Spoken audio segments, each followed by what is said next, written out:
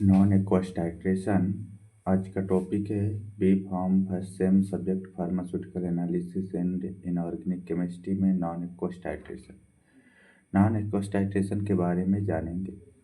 Non aqueous titration are the titration which are carry out in non aqueous solvent. जो non aqueous titration होता है इसे हम carry out करते हैं नॉन एक्वस सॉल्वेंट से, that is solvent other than water. जो solvent होते हैं वाटर के अलावा होते हैं, उसमें वाटर का कोई भी मिक्सचर नहीं होता है, उसको क्या बोलते हैं? Other than water. Non aqueous titration are method of choice of when reactant और product are insoluble in water. ऐसे प्रोडक्ट और ऐसे रिएजेंट जिन्हें हम इनसोल्यूबल वाटर में होता है, यानी वाटर में सोल्यूबल नहीं कर सकते हैं, रिएक्ट विथ वाटर और आर टू वीक एसिड और weak base that can not be titrate in water due to their poor inflection और penalty in pH at end point in water. Commonly use in solvent non aqueous titration. इसमें हम देख लेते हैं कौन कौन से एग्जाम्पल यूज किए जाते हैं नॉन एक्वस सॉल्वेंट में। तो इसमें से है एसीटोन, ग्लेशियल एस्टिक एसिड, एरोफॉर्मिक acid, ethylene diamine, acetic anhydride, chloroform. ये सारे क्या हैं? सॉल्वेंट है जिन्हें हम यूज करते हैं। Concept of non aqueous titration, उसका कॉन्सेप्ट समझते हैं। देखिए, non aqueous titration mainly based upon Bronsted Lowry theory. ये जो टाइट्रेशन होता है, जो एसिड बेस का थ्योरी है, उसमें एक थ्योरी है ब्रोंस्टेड लेवरी, उसी के अकॉर्डिंग नॉन एक्वस टाइट्रेशन चलता है। which suggests that acid is a substance which donates proton, while base is a substance which accepts proton. This theory is equally applied to non-aqueous titration as in aqueous solvent. जिस तरह से aqueous solvent में apply था, इसी same उसी तरह से non aqueous titration में अप्लाई होगा। ब्रॉन्स्टेड-लेवरी theory state that an acid dissociate in solution to give a proton and from conjugated dissociate acid to produce a conjugate acid. A acid donate proton only when there a base is present to accept this proton or vice versa. In reaction below, B is the conjugate base of acid, Hb, and proton is only difference between acid and its conjugated base. Any base can combine with this proton to give a conjugate acid.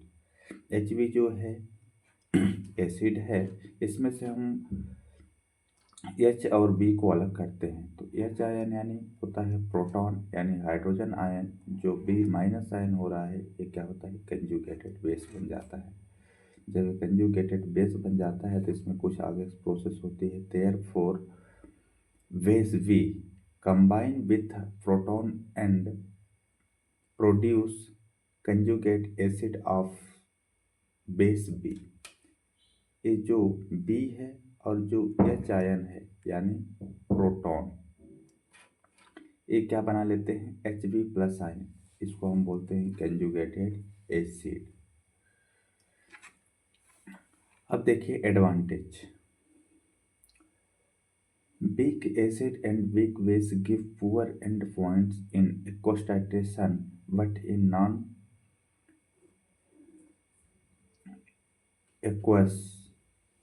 titration they give good endpoint. Non-aqueous titration, but they give good points. The substances which are poorly stable in water but in non-aqueous organic solvent can be determined by non-aqueous titration.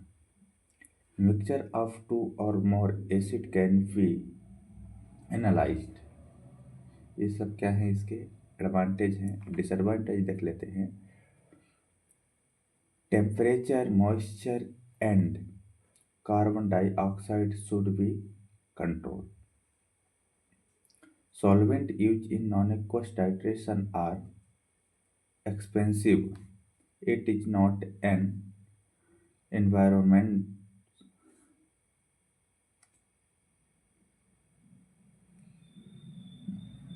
अब इसमें थोड़ा सा एक heading है जो है non aqueous solvent की, तो हम देख लेते हैं नॉन एक्वस सॉल्वेंट क्या है। देखिए, solvent are play an important role in non-aqueous titration because the solvent support the dissociation of weak acid or weak base and alter the behavior of analyte. Classification of solvent.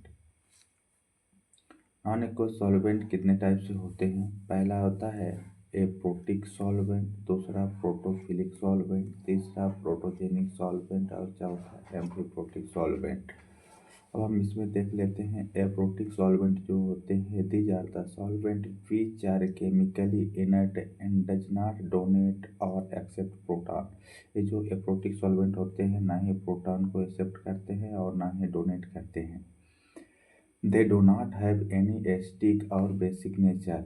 इनमें ना ही acid nature होता है और ना ही basic nature होता है।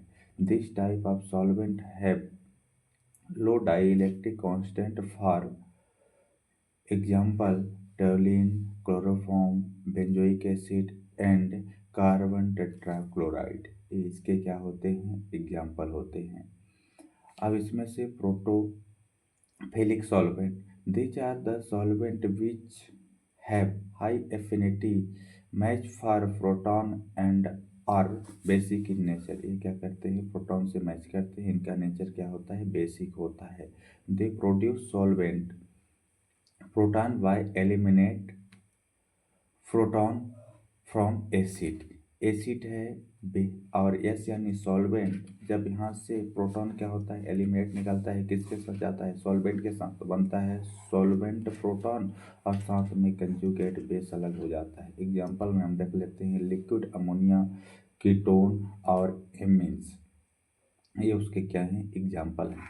अब हम देखते हैं protogenic solvent. They are solvent which readily donate proton and are acidic nature. ये क्या करते हैं? प्रोटॉन को डोनेट करते हैं और साथ में एसिडिक नेचर होते हैं। Like sulphuric acid, hydrofluoric are the example of protogenic examples. इसमें से लास्ट आता था amphiprotic solvent. These are the solvent which are able to donate as well as accept proton। ये क्या करते हैं? डोनेट करते हैं और एक्सेप्ट करते हैं प्रोटॉन को। यानी कहें तो इसमें दोनों नेचर पाया जाता है, प्रोटोफिलिक और protogenic. They possess both protophilic and protogenic property. Like that हम एग्जांपल में देखते हैं, जैसे यहाँ पे एसिटिक एसिड है। एसिटिक एसिड में हम एसीटेट आयन बनाते हैं और लास्ट में हाइड्रोजन आयन या प्रोटॉन आयन बनता है। ये क्या है? उसके एग्जांपल हैं। While in process of strong acid like perchloric acid it act as base and accept proton. जैसे यहाँ पे परक्लोरिक एसिड को एसिटिक एसिड के साथ जब रिएक्ट कराते हैं तो क्या बनता है? ओनियम आयन बनता है और साथ में परक्लोरेट आयन क्या हो जाता है? बाहर हो जाता है। अब हम देख लेते हैं एल्कलीमेट्री एंड एसिडिमेट्री क्या होते हैं।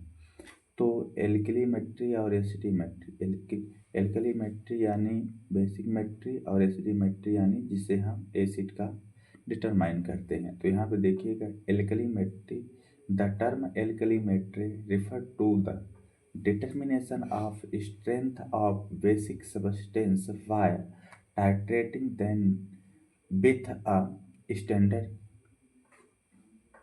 Acid solution. एल्कलीमेट्री ऐसे सब्सटेंस होते हैं जिसे हम डिटरमाइन करते हैं टाइट्रेटिंग के टाइम एक स्टैंडर्ड एसिड के साथ।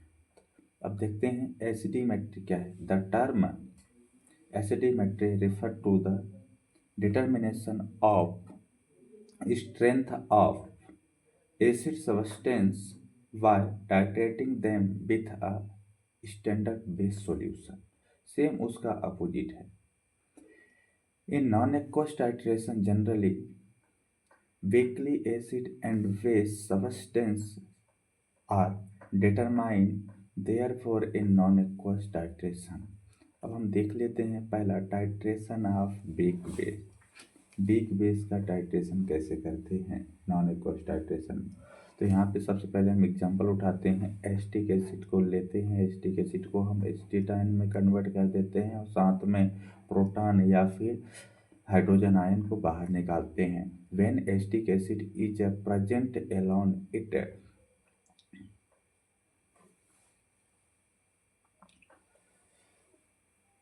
as the weak acid as it poorly dissociate and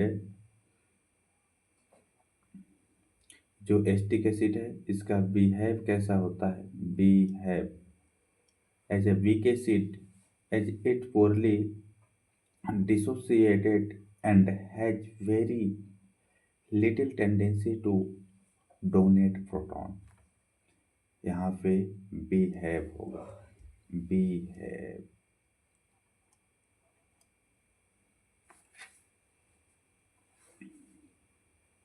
next हम देखते हैं, but on the addition of perchloric acid which H a strong acid. जो परक्लोरिक एसिड है क्या है, स्ट्रॉन्ग एसिड है, इसका एडिशन करते हैं टू एसिटिक एसिड में, तो give onion ion are formed which have high tendency to donate proton. ये क्या करते हैं, साथ में हाई टेंडेंसी होती है और प्रोटॉन को क्या करेंगे, डोनेट करेंगे। जैसे देखिएगा परक्लोरिक एसिड को हम सबसे पहले आयनाइजेशन में कन्वर्ट करते हैं तो प्रोटॉन बनेगा और परक्लोरेट आयन अलग होगा।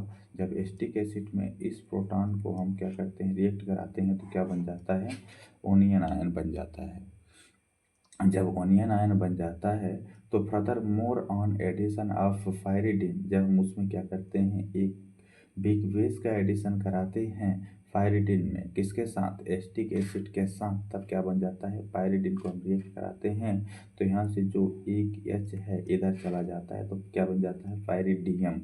और साथ में यहाँ से ए एसीटेट आयन क्या हो जाता है, बाहर हो जाता है।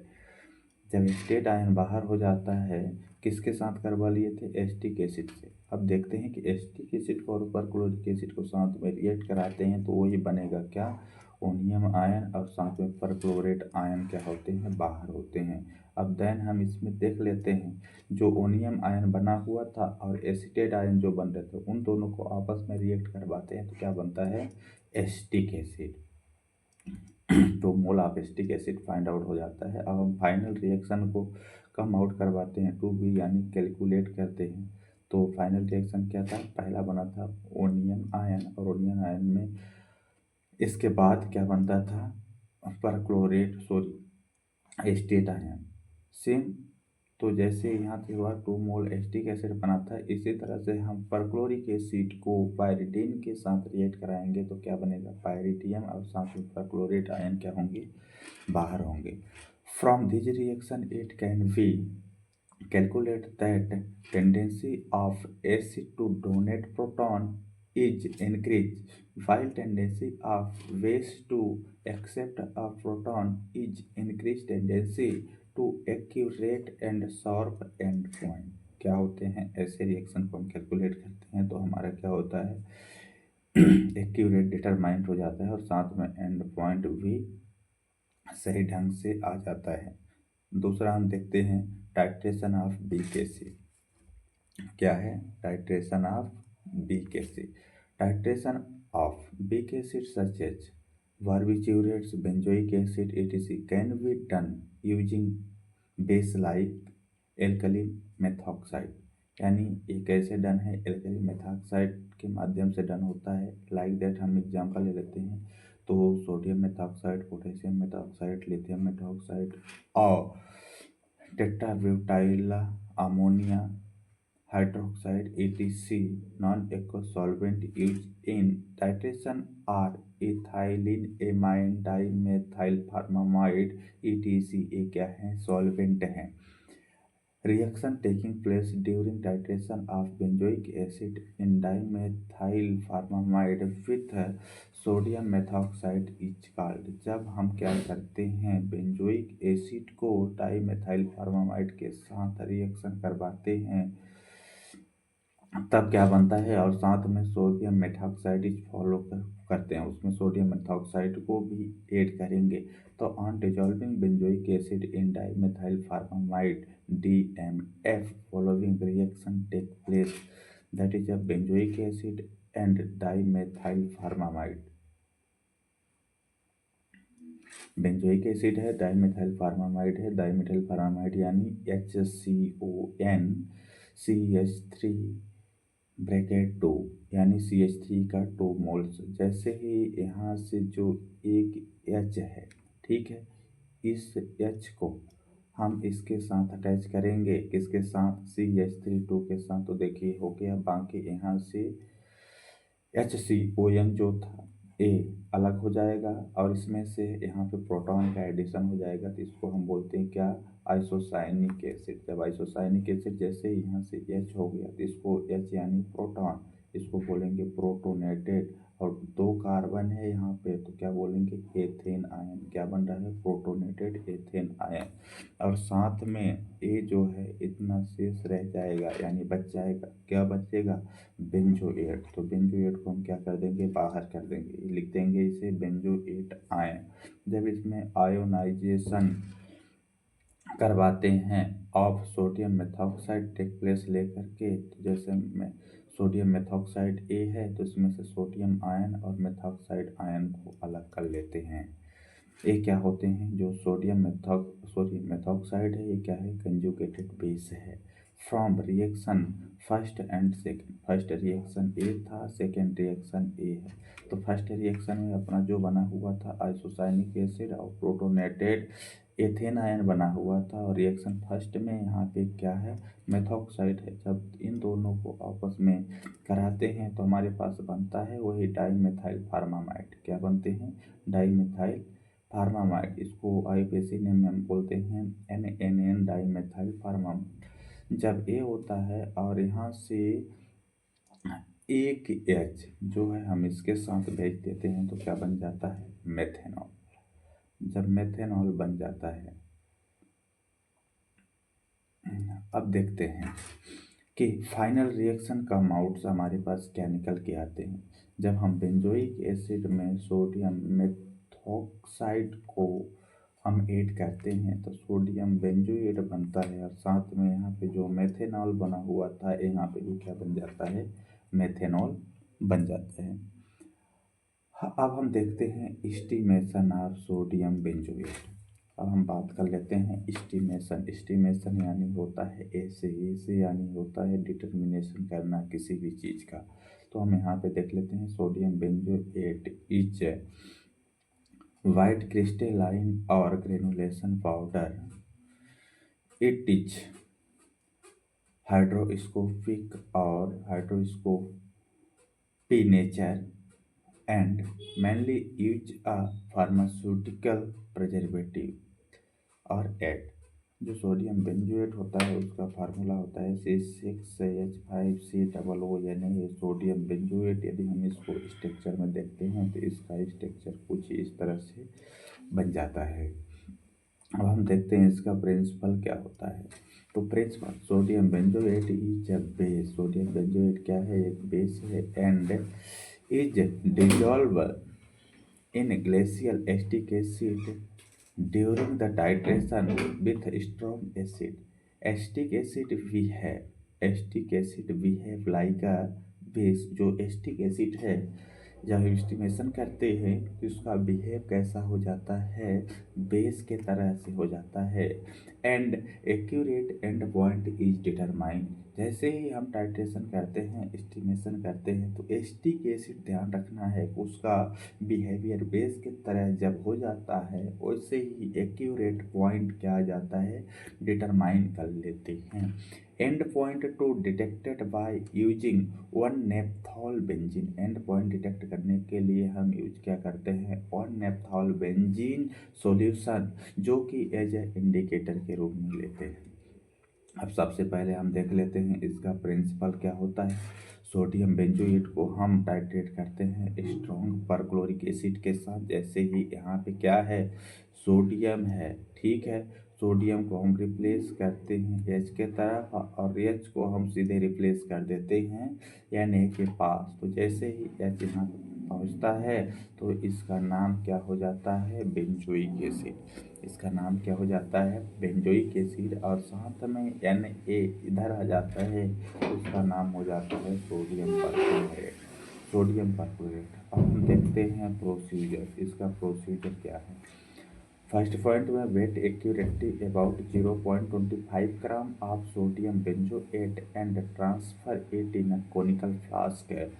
0.25 ग्राम सोडियम बेंजोएट को लेते हैं और कोनिकल फ्लास्क में ट्रांसफ़र कर देते हैं। और साथ में 20 ml anhydrous glacial acetic acid and dissolve with the help of sonicator warm to 50 degree Celsius if needed. अब हम इसको क्या करते हैं, साथ में 20 ml के साथ डिजॉल्व करते हैं glacial acetic acid anhydrous glacial acetic acid में। साथ में सोनिकेटर का उपयोग करते हैं। सोनिकेटर एक इंस्ट्रूमेंट होता है। And 2 drops of 1 ethol benzene indicator solution.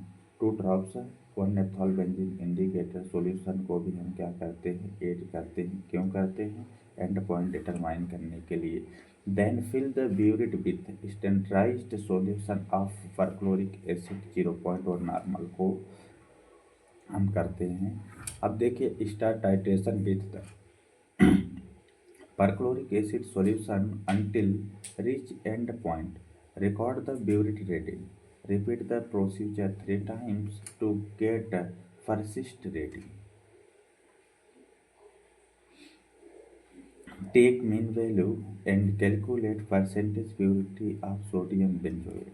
क्या करेंगे, मीन वैल्यू को क्या करेंगे, लेंगे या फिर कैलकुलेट करेंगे और साथ में परसेंटेज प्योरिटी को हम फाइंड आउट करेंगे। तो देखिएगा, जो परसेंटेज प्योरिटी निकालने का फार्मूला होता है, हम देखते हैं calculate. Each ml of 0.1 normal perchloric acid में जो सोडियम बेंजोएट एस्टिमेट किया गया है, यानी उसी को बोलते हैं इक्विवेलेंट फैक्टर, तो होता है 0.0144 ग्राम ऑफ सोडियम बेंजोएट प्राप्त होता है। इसी को बोलते हैं इक्विवेलेंट फैक्टर। परसेंटेज प्योरिटी का फार्मूला होता है, तो हम यहाँ पे निकाल किसका रहे हैं, सोडियम बेंजोएट। तो हम यहाँ पे लिखेंगे percentage purity of sodium benzoate, तो होता है वॉल्यूम ऑफ परक्लोरिक एसिड। इसी को बोलते हैं मीन वैल्यू। जो प्योरिटी की रीडिंग होती है, मीन वैल्यू बोलते हैं। Actual normality of perchloric acid, हमें नॉर्मलिटी किसकी, एक्चुअल नॉर्मलिटी जो होती है परक्लोरिक एसिड की लगभग समथिंग 11.96 के आसपास होती है। तो वो क्या है, एक्चुअल नॉर्मलिटी है। अब यहाँ पे हो जाता है इक्विवेलेंट फैक्टर। इसी को हम यहाँ पे रख देते हैं इक्विवेलेंट फैक्टर। इक्विवेलेंट फैक्टर के स्थान पे हम लिख देते हैं 0.0144 ग्राम, साथ में 100 मल्टीप्लाई इंटू 100 इंटू इंटू और इंटू 100। अब upon weight of sodium benzoate in gram. Sodium benzoate like that हमने कितना लिया था, 0.25 ग्राम के अप्रॉक्स। हम प्रोसीजर में देख लेंगे कितना लिए थे, 0.25 लिए थे। कितने लिए थे, 0.25 ग्राम लिए थे, into 0.1 expected normality of perchloric acid. यदि आप परक्लोरिक एसिड का सॉल्यूशन 1 नॉर्मल बनाना चाहेंगे तो नॉर्मल यहाँ पे लिखेंगे। यदि 0.1 बनाए हुए हैं तो क्या लिखेंगे, 0.1। यदि आप मोलारिटी लेते हैं तो यहाँ पे लिखेंगे expected molarity of perchloric acid. हमने यूज क्या किया था, 0.1 नॉर्मल यूज किया है, 0.1 नॉर्मल यूज किया है। इसके बाद क्या आ जाता है, रिजल्ट। देन नहीं, ये तो फार्मूला है, क्या है, फार्मूला। ये फार्मूला हो गया। फार्मूला में जो भी आएगा ये आपके क्या होंगे, परसेंटेज प्योरिटी आएगी। अब हम देख लेते हैं रिजल्ट होता क्या है। percentage purity of the given sample of sodium benzoate was found to be। जितने आप परसेंटेज प्योरिटी फाइंड आउट करेंगे वहाँ पे लिखने के बाद फुल स्टॉप लगेगा, राइट। अब हम देख लेते हैं लास्ट में जो था estimation of ephedrine hydrochloride. Ephedrine hydrochloride is a sympathomimetics and bronchodilators and is now used for mild bronchial asthma as well as for hypotension during spinal anesthesia। जो एफेड्रीन हाइड्रोक्लोराइड है वो क्या है, सिम्पैथोमिमेटिक्स ड्रग है और ब्रोंकियोडायलेटिक्स drug है, जिसका हम छोटा यानी हल्का ब्रोंकियल अस्थमा में उपयोग करते हैं, उपयोग किया जाता है as well for hypotension during spinal anaesthesia के टाइम में। प्रिंसिपल में हम देखते हैं chloride ion present in ephedrine hydrochloride is weak proton acceptor. ये क्या है, एफेड्रिन हाइड्रोक्लोराइड जो है वीक प्रोटॉन एक्सेप्टर है। This chloride ion is replaced with acetate ion with the addition of mercuric acetate। Acetate ion have higher tendency to accept proton which give accurate endpoint when titrate against the acid like perchloric acid।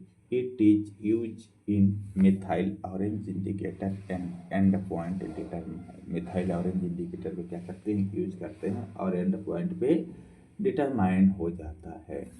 ये देखिए benzene CHO CH3 bond NH bond CH3 into HCl, इतना जो है इसे हम क्या बोलते हैं, एफेड्रिन बोलते हैं, एफेड्रिन। और साथ में HCl लगा है तो क्या हो जाएगा, एफेड्रिन हाइड्रोक्लोराइड हो जाएगा।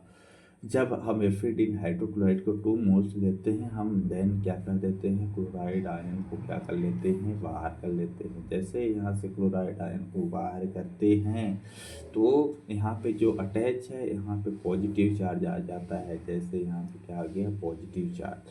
पॉजिटिव चार्ज किसका, H का, तो क्या हो जाएगा, प्रोटोनेटेड एफेड्रिन। क्या हो जाएगा, प्रोटोनेटेड एफेड्रिन। इसको हम क्या बोलते हैं, एफेड्रिन बोलते हैं। HCl तो अलग ही हो गया, इसको हम लिखेंगे क्लोराइड आयन। ये क्या है अपना, क्लोराइड आयन है। अब देखते हैं थोड़ा प्रिंसिपल जो है, परक्लोरिक एसिड को एसिटिक एसिड में डिजॉल्व करते हैं तो वही बनेंगे क्या, ओनियन आयन साथ में परक्लोरेट।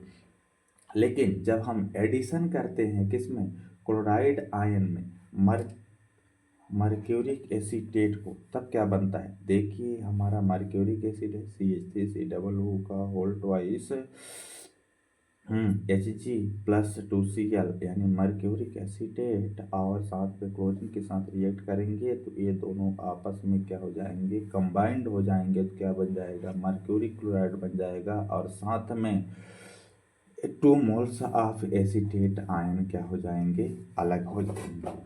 ये क्या होता है, अनडिसोसिएट। इसे हम डिसोसिएशन नहीं कर सकते हैं, जो कि क्या होता है, अनडिसोसिएट हो गया है।